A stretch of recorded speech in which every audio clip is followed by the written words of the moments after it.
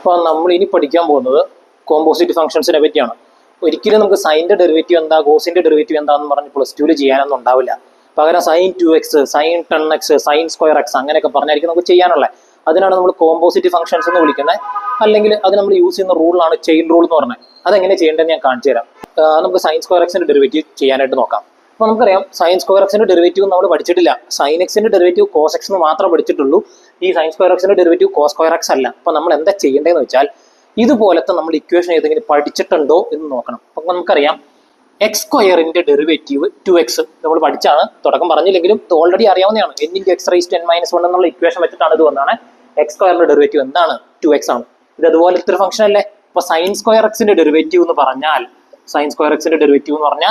2 sin x ആയിരിക്കും. നോക്കിയോ, ഇത് എക്സ് സ്ക്വയറിന്റെ ഇക്വേഷൻ പോലെയാണ് എന്ത് കിടക്കണേ? sin സ്ക്വയർ എക്സ് കിടക്കണേ. എക്സ് സ്ക്വയറിന്റെ ഡെറിവേറ്റീവ് 2x ആണെങ്കിൽ sin സ്ക്വയർ എക്സിന്റെ ഡെറിവേറ്റീവ് എന്താണ്? 2 sin x ആണ്. പക്ഷെ ഇതിൻ്റെ അതൊരു ചെറിയ സ്റ്റെപ്പും കൂടെ ഉണ്ട്. അതിനാണ് നമ്മൾ ചെയിൻ റൂൾ എന്ന് പറഞ്ഞത്. അപ്പൊ ആ സ്റ്റെപ്പ് എന്താണെന്ന് വെച്ചാൽ ഇപ്പൊ നമുക്ക് മനസ്സിലായി ഇവിടെ എക്സിന് പകരം ഇവിടെ വന്നാണ് എന്താണ്? sin x ആണ്. അപ്പോൾ എക്സിന് പകരം ഏത് ഫംഗ്ഷൻ കയറി വന്നാലും അതിന്റെ ഡെറിവേറ്റീവ് വെച്ചിട്ട് എന്ത് ചെയ്യണം? മൾട്ടിപ്ലൈ ആണ്. അപ്പൊ ഇവിടെ എക്സിന് പകരം sin x ആയതുകൊണ്ട് ഇൻറ്റു d/dx ഓഫ് എന്തെന്ന് എഴുതണം?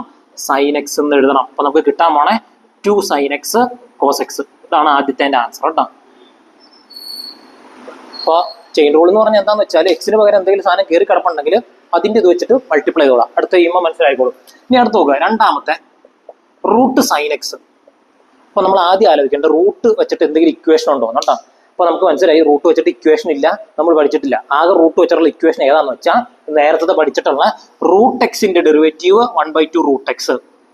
ഇതൊക്കെ നിങ്ങൾ ഓൾറെഡി നേരത്തെ പഠിച്ചു തന്നെ പറഞ്ഞിട്ടില്ല, പക്ഷെ ഇപ്പൊ നമുക്ക് പഠിച്ചു പോകാം. √x-ന്റെ ഡെറിവേറ്റീവ്, ഈ √x-ന്റെ ഡെറിവേറ്റീവ് എന്ന് പറഞ്ഞാൽ 1/2 √x ആണ്. അപ്പൊ അതുപോലത്തെ ഇക്വേഷനിൽ ഇറക്കണേ. അപ്പൊ നമ്മൾ ആലോചിച്ച് നോക്കി, √sin x-ന്റെ ഡെറിവേറ്റീവ് എന്ന് പറഞ്ഞാൽ എന്തായിരിക്കും?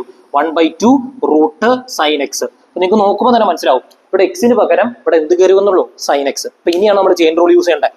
എക്സിന് പകരം എന്താണോ കിടക്കണം അതിന്റെ ഡെറിവേറ്റീവ് വെച്ച് എന്ത് ചെയ്യാം? മൾട്ടിപ്ലൈ ചെയ്യാം. Into d/dx of sin x. അപ്പൊ അത് കിട്ടാൻ പോണേ 1/2 √sin x. sin x-ന്റെ ഡെറിവേറ്റീവ് നമുക്കറിയാം cos x. ഇതാണ് ഏതിന്റെ? രണ്ടാമത്തെ ആൻസർ. ഇനി മൂന്നാമത്തെ നമുക്ക് നോക്കാം. മൂന്നാമത്തെ നിങ്ങൾക്ക് ചെയ്യാവുന്നുള്ളൂ, √tan x. ഇപ്പൊ എന്താണോ ചെയ്തത് അതുപോലെ തന്നെ ചെയ്താൽ മതി. നമുക്ക് നാലാമത്തെ ചെയ്യാം. നാലാമത്തെ നോക്കിക്കോ, cos x². നമ്മൾ ആലോചിക്കണം, ഇത് cos സ്ക്വയർ എക്സ് അല്ല. നമ്മൾ ഓർത്തോളണം, ഈ cos സ്ക്വയർ എക്സും അതുപോലെ cos x² ഈക്വൽ അല്ല. രണ്ടും എന്താണ്? ഡിഫറൻ്റ് ആണ്. അപ്പൊ cos x² ഡെറിവേറ്റീവ് ഇപ്പൊ നമുക്കറിയാം.